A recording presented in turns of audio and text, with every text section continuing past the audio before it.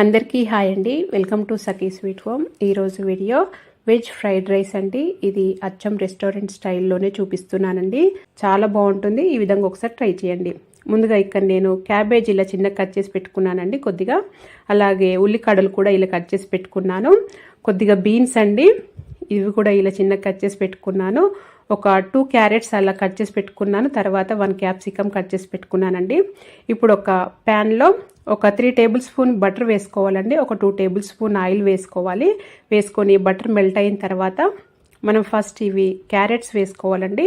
ఇవి క్యారెట్స్ కొద్దిగా ఫ్రై అవ్వడానికి టైం పడుతుంది కాబట్టి ఇది క్యారెట్స్ ఫస్ట్ వేసుకొని కొద్దిగా ఫ్రై చేసుకోవాలి. ఇది కొద్దిగా ఫ్రై అయిన తర్వాత ఇప్పుడు బీన్స్ వేసుకోవాలండి.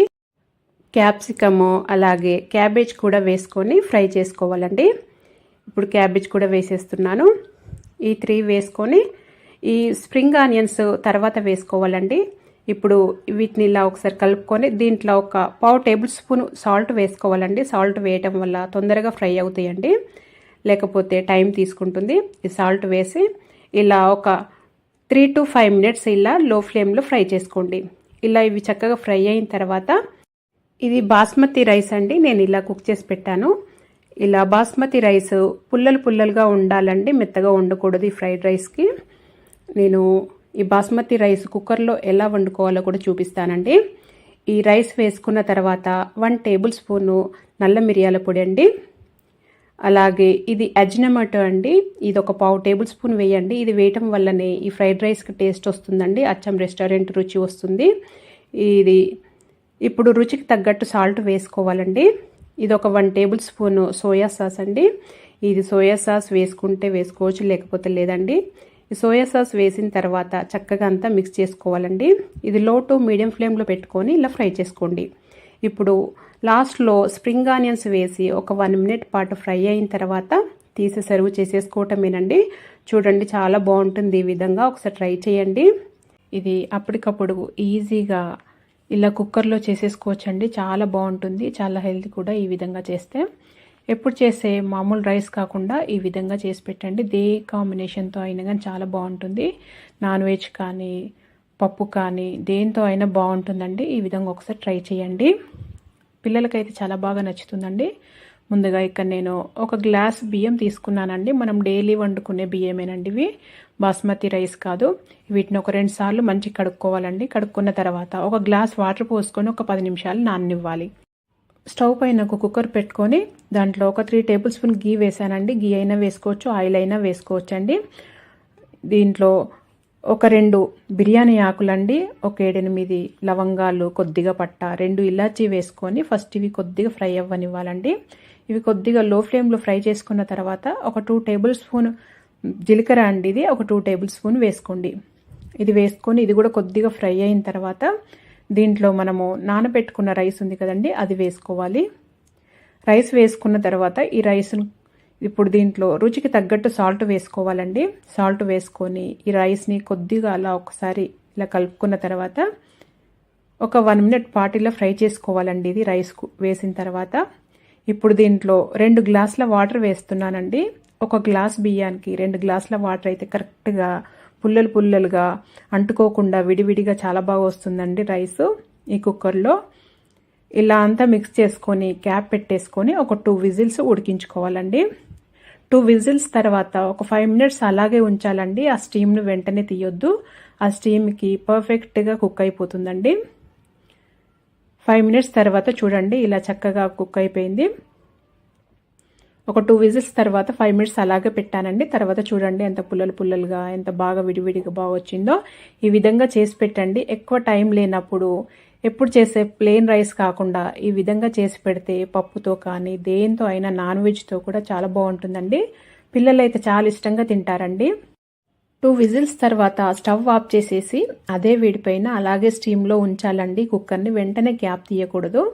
ఒక 5 మినిట్స్ అలా ఉంచిన తర్వాత ఇలా తీసుకొని ఒకసారి ఇలా మిక్స్ చేసుకొని దీంట్లో ఇప్పుడు కొత్తిమీర చిన్న కట్ చేసి వేసుకున్నానండి. ఇది వేసుకొని మిక్స్ చేసుకొని సర్వ్ చేసేసుకోవటమేనండి. ఈ విధంగా చేసి పెడితే ఎవరికైనా నచ్చుతుందండి. ఎప్పుడు చేసే రైస్ కాకుండా ఇలా కొత్తగా ఇంట్లో ఉన్న వాటితోనే అప్పటికప్పుడు ఈజీగా చేయండి. నాన్ వెజ్ వెజ్ దేంతో అయినా చాలా బాగుంటుందండి. ఇలా ఒకసారి ట్రై చేసి చూడండి, ఇంట్లో అందరికీ నచ్చుతుందండి. ఇది ఒకసారి చేశారంటే ఎప్పుడు ఇలాగే చేయమంటారండి. అంత టేస్టీగా అంత బాగుంటుంది, తొందరగా కూడా అయిపోతుందండి. ఈ విధంగా ఒకసారి ట్రై చేయండి. ముందుగా ఇక్కడ నేను ఒక 8 టమాటోస్ చిన్న సైజ్ అండి, అలాగే ఒక 4 పచ్చిమిర్చి, ఒక ఆనియన్ ఇలా పక్కకి కట్ చేసి పెట్టుకున్నానండి. ఇవి మసాలాలు అండి. 2 బిర్యానీ ఆకు, కొద్దిగా లవంగాలు, పట్ట, దాల్, ఇలాచి, ఇది స్టోన్ ఫ్లవర్ ఇలాంటివి తీసి పక్కన పెట్టుకున్నానండి. ఇప్పుడు కుక్కర్ తీసుకొని దాంట్లో 2 టేబుల్ స్పూన్ గీ వేసుకోవాలండి. గీ వేసుకోవటం వల్ల ఈ రైస్ ఫ్లేవర్ చాలా బాగుంటుంది. ఒక 3 టేబుల్ స్పూన్ ఆయిల్ కూడా వేసుకోవాలండి. వేసుకొని ఈ మసాలాలు వేసుకోవాలండి. వేసుకొని ఇవి కొద్దిగా ఫ్రై అయిన తర్వాత ఇప్పుడు మనం కట్ చేసి పెట్టుకున్న ఆనియన్స్ వేసుకోవాలండి. ఈ ఆనియన్స్ ఇలా కట్ చేసి వేసుకోవాలి. పచ్చిమిర్చి కూడా ఇలా కట్ చేసి వేసుకొని ఇది ఫ్రై చేసుకోవాలండి. ఫస్ట్ ఇది కొద్దిగా ఫ్రై అయిన తర్వాత ఒక 1 tablespoon ginger garlic paste వేసుకొని ఇది కూడా చక్కగా పచ్చివాసన పోయే వరకు మంచి స్మెల్ వస్తుందండి, అంతవరకు వేయించుకోవాలి. ఇలా ఫ్రై చేసుకున్న తర్వాత మనం కట్ చేసి పెట్టుకున్న టమాటోస్ వేసుకోవాలండి. వేసుకొని ఒకసారి ఇలా కలుపుకొని ఇప్పుడే రుచికి తగ్గట్టు సాల్ట్ వేసుకోవాలండి. సాల్ట్ వేయడం వల్ల తొందరగా మగ్గుతాయండి టమాటోస్. ఒక 1 టేబుల్ స్పూన్ గరం మసాలా వేసుకోవాలండి. వేసుకొని కలుపుకొని ఒక 2 to 3 మినిట్స్ వరకు ఇలా మగ్గనియాలండి. ఇలా మగ్గిన తర్వాత చక్కగా టమాటోస్ కింద చక్కగా మగ్గిపోయిన చూడండి, ఇలా కొద్దిగా మగ్గాలి. అప్పుడే పచ్చివాసన ఉండదండి, టేస్ట్ బాగుంటుంది. ఇలా అయిన తర్వాత మనము ముందుగా ఈ బియ్యాన్ని మనం రోజు ఇంట్లో వాడుకునే బియ్యమేనండి. ఒక 2 గ్లాసులు ఇలా కడుక్కొని ఇలా నానబెట్టుకున్న తర్వాతనే ఇవి కట్ చేసి పెట్టుకున్నానండి. ఈ గ్లాస్తో పోసుకొని కడుక్కున్నానండి. 2 గ్లాసుల బియ్యానికి 3 గ్లాసుల వాటర్ పోసుకోవాలండి. అప్పుడే ఈ కుక్కర్ కాబట్టి 1.5 గ్లాస్ సరిపోతుందండి. మామూలుగా గిన్నెలో అయితే 2 గ్లాసెస్ వేసుకోవాలి. ఈ వాటర్ వేసుకున్న తర్వాత కలుపుకొని క్యాప్ పెట్టేసి 2 to 3 విజిల్స్ ఉడికించుకోవాలండి. ఈ 3 విజిల్స్ తర్వాత చక్కగా కొద్దిగా ఒక 5 మినిట్స్ పాటు వదిలేయాలండి. అప్పుడే చక్కగా ఈ రైస్ అనేది సెట్ అవుతుందండి. వేడివేడిగా అయితే సరిగా ఉండదు.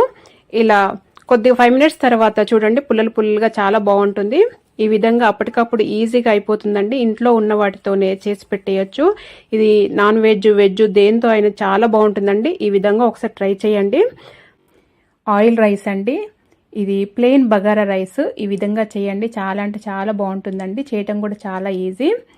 ఈ విధంగా చేశారంటే వెజ్ నాన్ వెజ్ దేంతో అయినా చాలా బాగుంటుందండి. ప్రతి సండే ఎక్కువగా నేను ఇదే చేస్తుంటానండి. మా ఇంట్లో అయితే చాలా ఇష్టం అండి. ఇంట్లో అందరికీ చాలా ఇష్టంగా తింటారు. మీరు కూడా ఈ విధంగా ట్రై చేశారంటే ఒకసారి ఈ చిన్న చిన్న ట్రిక్స్తో ఈ విధంగా సింపుల్గా చేశారంటే చాలా బాగుంటుందండి. ఇది 1 డే కూడా నిల్వ ఉంటుందండి, పాడవ్వదు. దీంట్లో ఆనియన్స్, వెజిటేబుల్స్ అలాంటివి ఏమి యూజ్ చేయమండి. కొత్త వాళ్ళైనా ఈజీగా చాలా టేస్టీగా చేయొచ్చండి. ఇక్కడ నేను ఒక బౌల్లో ఒక 3 గ్లాసుల బియ్యం తీసుకున్నానండి. మీరు మీ క్వాంటిటీకి తగ్గట్టు తీసుకోవచ్చండి. నేనైతే 3 గ్లాసులతో చూపిస్తున్నాను. వీటిని 2-3 సార్లు చక్కగా కడుక్కొని ఇలా వాటర్ పోసుకొని నానబెట్టుకోవాలండి ఒక 10 నిమిషాలు. తర్వాత స్టవ్ పైన ఒక కుక్కర్ పెట్టి నేను ఇది కుక్కర్లో చూపిస్తున్నానండి. ఒక 2 కర్రీ స్పూన్ ఆయిల్ వేసుకోవాలండి. తర్వాత ఇది స్టోన్ ఫ్లవర్ అండి, ఇది కంపల్సరీ వేసుకోండి, చాలా ఫ్లేవర్గా ఉంటుంది. తర్వాత ఒక 3 బిర్యానీ ఆకులు ఇలా చించి వేసానండి. అది కొద్దిగా ఫ్రై అయిన తర్వాత ఫ్రెష్గా అల్లం ఎల్లిగడ్డ పేస్ట్ వేసుకోవాలండి. ఫ్రెష్ది వేసుకోండి, అప్పుడే ఫ్లేవర్ చాలా బాగుంటుందండి. అది జింజర్ గార్లిక్ పేస్ట్ ఫ్రై అయిన తర్వాత ఇది 2 టేబుల్ స్పూను మసాలా అండి, గరం మసాలా. ఈ గరం మసాలా ఓన్లీ ఇలాచి, సాజీరా, లవంగ, పట్ట ఈ 4 వేసే మిక్సీ పట్టాలండి. ఈ 4 వాటితోనే మిక్సీ పట్టి వేయాలండి. ఒక 2 టేబుల్ స్పూన్ వేయాలండి. ఒకసారి ఈ విధంగా ఇలా మసాలాతో చేయండి, చాలా బాగుంటుందండి. ఇలా ఇది కొద్దిగా ఫ్రై అయిన తర్వాత ఇక్కడ నేను 3 గ్లాస్ బియ్యం తీసుకున్నాను కదండి. 3 గ్లాస్ బియ్యానికి 5.5 గ్లాసుల వాటర్ పోస్తున్నానండి. ఇది కుక్కర్ కాబట్టి ఒక 1/2 గ్లాస్ తక్కువ పోసుకోవాలండి. బియ్యాన్ని బట్టి పోసుకోవాలండి. పాత అయితే కొద్దిగా వాటర్ ఎక్కువ పడతాయి, కొద్దిగా కొత్త బియ్యం అయితే తక్కువ పడతాయండి. ఇక్కడ నేను 5.5 గ్లాసుల వాటర్ పోసేసి ఇలా మిక్స్ చేసిన తర్వాత ఇదేమి ఉడుకు రానవసరం లేదండి. తర్వాత వెంటనే మనం నానబెట్టుకున్న బియ్యం వేసుకోవాలండి. ఈ బియ్యం అంతా వేసుకున్న తర్వాత రుచికి తగ్గట్టు సాల్ట్ వేసుకోవాలండి. ఈ రైస్కి తగినంత చూసుకొని వేసుకోవాలండి. మనం కర్రీ అయితే ఏది చేస్తామో దానికి తగినంత అదే వేసుకుంటాం కాబట్టి ఈ రైస్కి తగినంతనే వేసుకోవాలి. వేసుకొని చక్కగా మిక్స్ చేసుకొని క్యాప్ పెట్టేసి 2 to 3 విజిల్స్ వరకు ఉడికించుకోవాలండి. ఇలా చక్కగా 3 విజిల్స్ సరిపోతాయండి. 3 విజిల్స్ తర్వాత చూడండి, ఇది వేడిగానే ఉంది. ఇంకా చల్లారితే చాలా పొడి పొడిగా చాలా బాగుంటుందండి. ఇది పాడవదండి. ఆనియన్స్ అవి వేస్తే పాడయ్యే ఛాన్సెస్ ఉంటాయండి. ఇలా ప్లెయిన్గా ఈ విధంగా చేయండి. ఈ విధంగా మసాలా చేసి చేయండి, చాలా బాగుంటుందండి. ఆ గరం మసాలా అనేది ఓన్లీ పట్టా, లవంగా, సాజీరా, ఇలాచి వేసి చేయండి, చాలా బాగుంటుంది. ఇందులో రా మసాలాలు వేస్తే పిల్లలు తినరు కాబట్టి అలా వేయకుండా ఇలా పౌడర్ చేసి వేస్తే చాలా బాగుంటుందండి. ఈ విధంగా ఒకసారి ట్రై చేయండి, చాలా బాగుంటుంది. మీకు కనుక వీడియో నచ్చినట్టయితే లైక్ చేయండి, షేర్ చేయండి, సబ్స్క్రైబ్ చేసుకోండి. Thank you for watching.